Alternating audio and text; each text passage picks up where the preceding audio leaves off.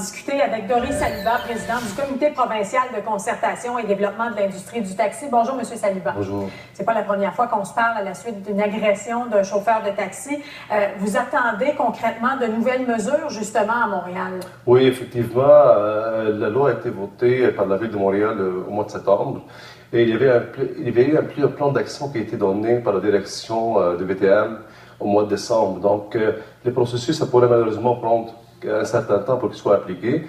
Et je sais très bien que le maire Coderre, là, il est très ferme sur le sujet. Et on souhaite que ça va être installé, les installations vont être très bientôt. Peut-être cet été? On le souhaite, on travaille très fort là-dessus. Vous savez, avec tout ce qu'on a pour transporteurs illégaux pour l'instant, ça a pris beaucoup d'ampleur. Mais la sécurité, le maire était ferme avec, et même les chauffeurs, on le sait, on est très ferme pour que la sécurité soit adoptée très, très rapidement, les mesures. Et dans la priorité avec la politique, c'était la technologie, qui était les GPS, et qui étaient les caméras de surveillance. Par contre, dans le cas qu'on a vu aujourd'hui, malheureusement, c'est un chauffeur qui est indépendant. Oui. Il n'est pas lié à aucun central. Donc, s'il arrive de quoi, on ne peut pas retracer les chemins que le chauffeur a pris et on ne peut pas avoir des enregistrements qui se passent dans le véhicule.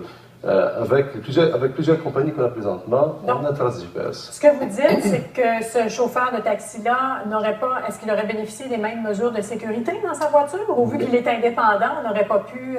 Mais vu qu'il est indépendant, on peut pas, il n'est pas lié à aucun central, il n'est pas lié à aucun intermédiaire en service. Et à l'instant, les intermédiaires en service, plus que la majorité, à 90%, on a tous des GPS, des traces de nos chauffeurs. Donc, s'il arrive de quoi, avec un simple bouton, on peut savoir, on peut tracer le chauffeur où est-ce qu'il est pour aller l'aider.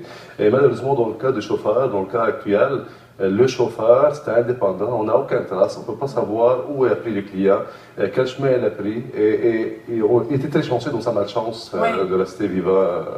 Et on peut juste croiser les doigts que ça n'arrivera plus, pour qu'on puisse installer les caméras très bientôt. Là. Oui, d'ailleurs, comment vous avez réagi quand vous avez appris cet autre geste de violence envers un chauffeur? C'est catastrophique pour nous, parce que ces chauffeurs-là, on sait jusqu'à quel point ils sont en train de se faire, qu'on dirais-je, avoir absorbé certaines mesures contre eux, surtout avec les transporteurs illégaux, les marchés qui ont train de se faire.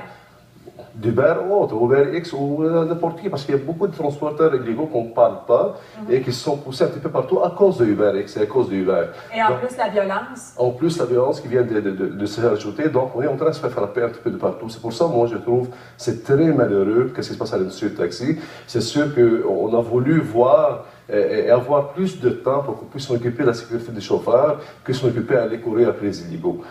Donc, c'est une bataille continue.